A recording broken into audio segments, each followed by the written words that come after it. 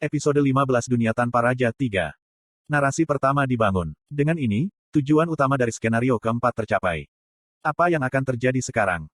Tidak, mengapa kamu mematahkan tahta? Ada orang-orang yang bingung dengan situasi itu sementara yang lain takut dengan apa yang akan dilakukan oleh para Dokkaebi yang marah.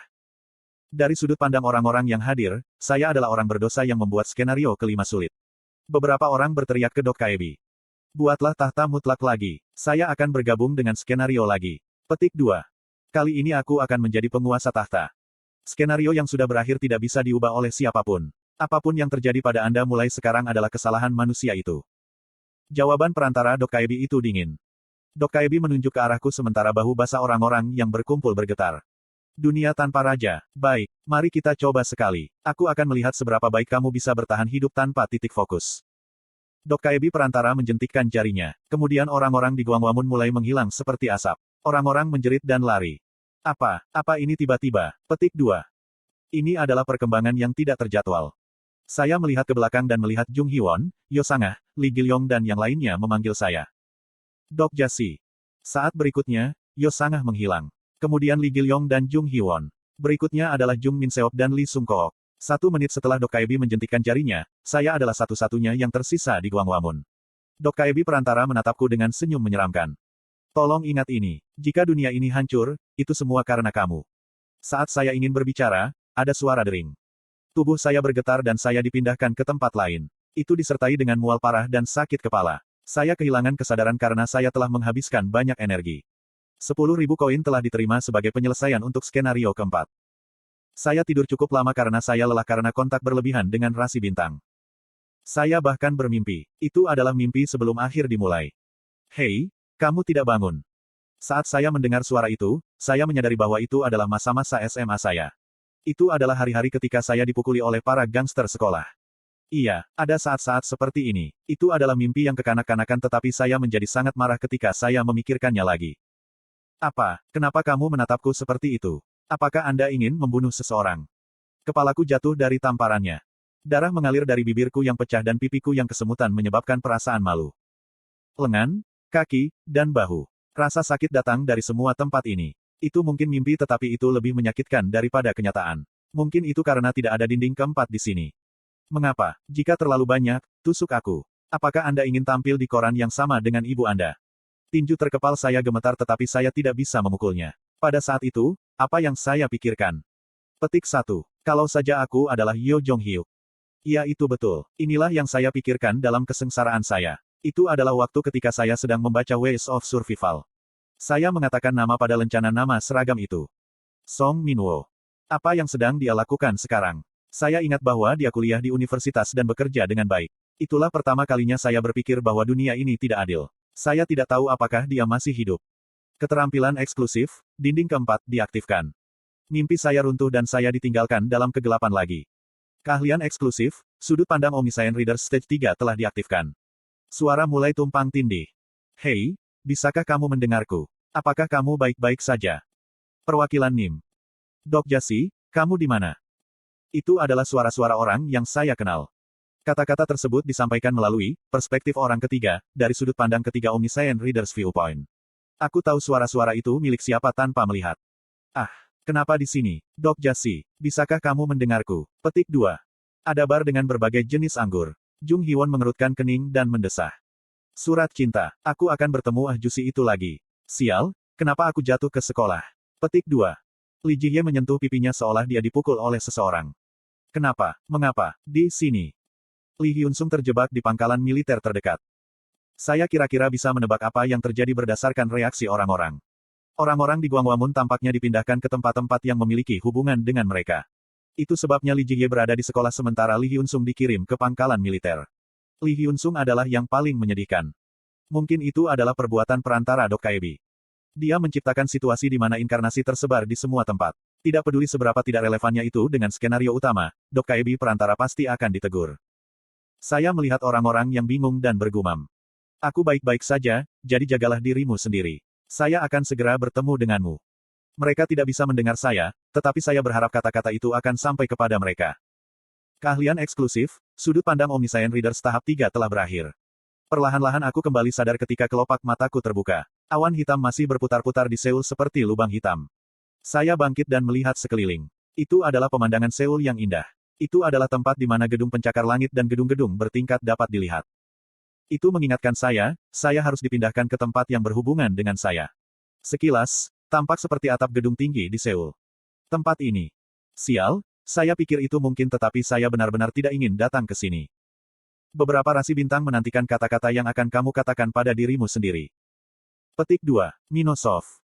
Ini adalah atap perusahaan tempat saya bekerja, Minosoft. Beberapa rasi bintang kecewa. Rasi bintang yang tidak suka terburu-buru senang.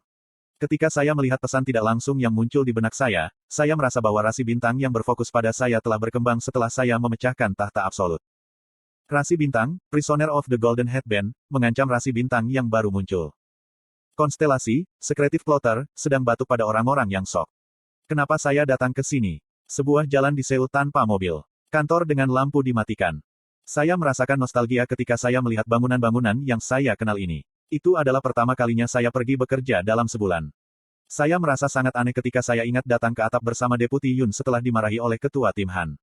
Ketika sebelumnya saya telah menguji game baru, sekarang saya memotong orang dengan pisau. Apakah Wakil Yun masih hidup? Aku menoleh dan melihat pesan berkedip di udara.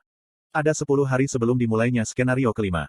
Skenario mengalir seperti yang saya harapkan. Jika tahta mutlak dihancurkan, Seoul Dome akan mendapat jeda selama 10 hari.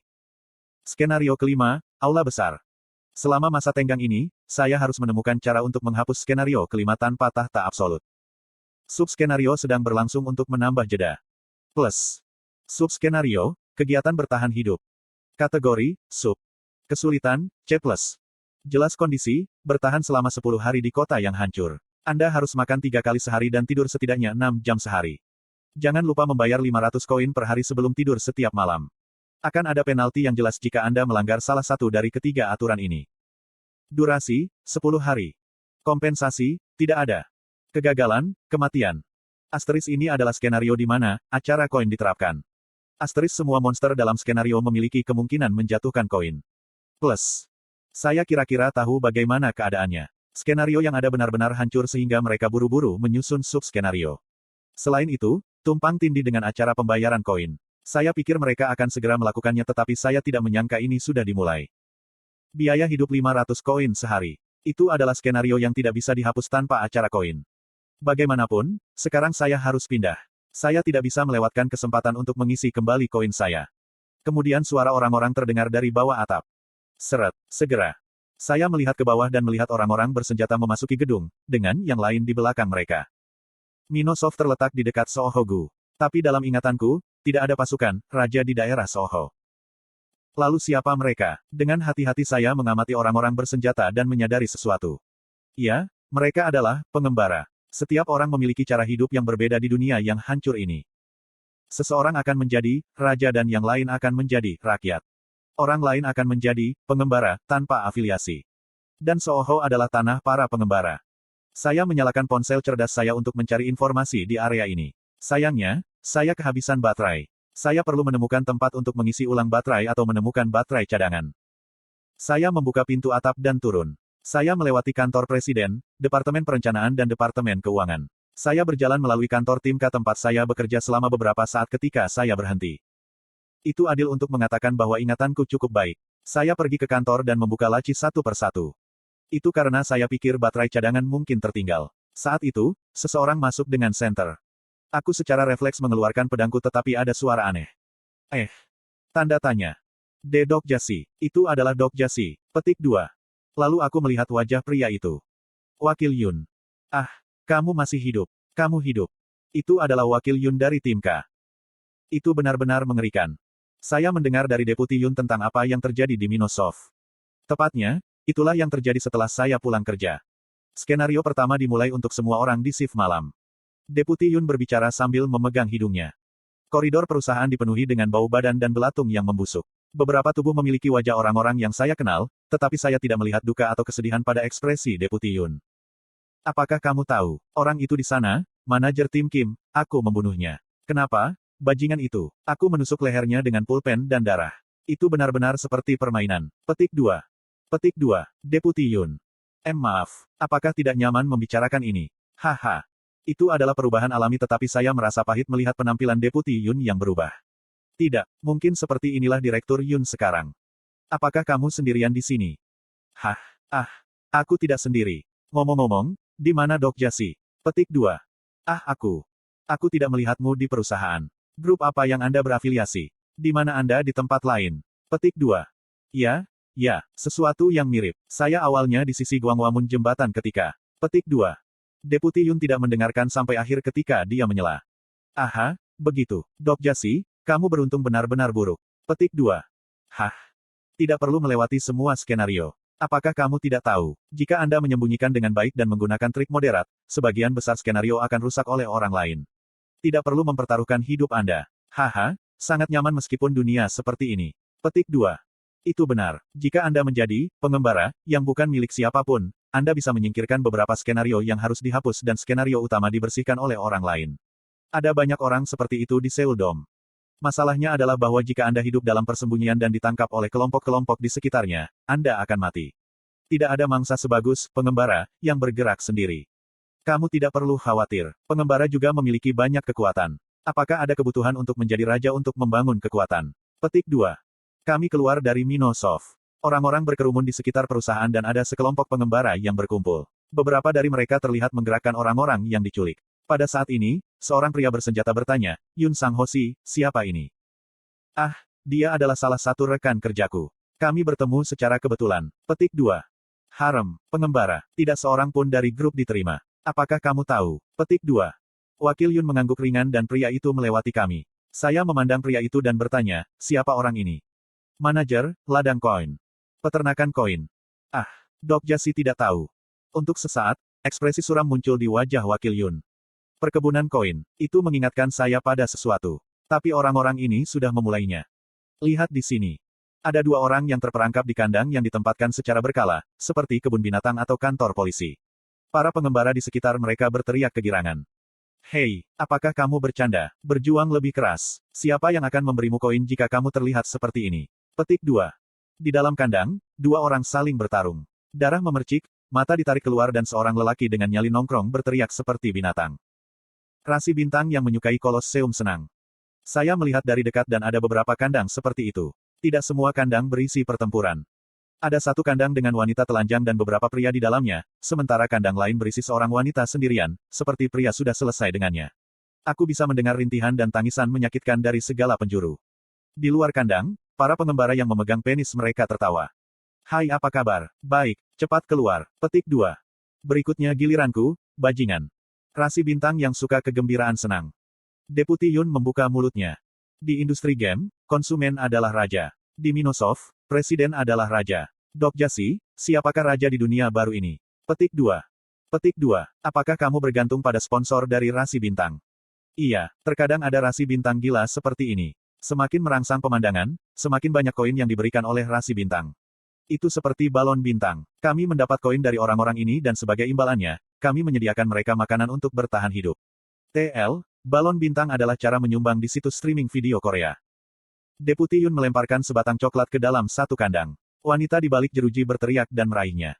Ada orang-orang di dunia yang pertama kali mengidentifikasi sistem dan menemukan cara untuk mengeksploitasinya. Perkebunan koin adalah struktur yang dibuat oleh mereka yang pertama kali memahami dunia untuk memanfaatkan sistem. Saya melihat orang-orang dari perusahaan kami. Mereka dari perusahaan kita.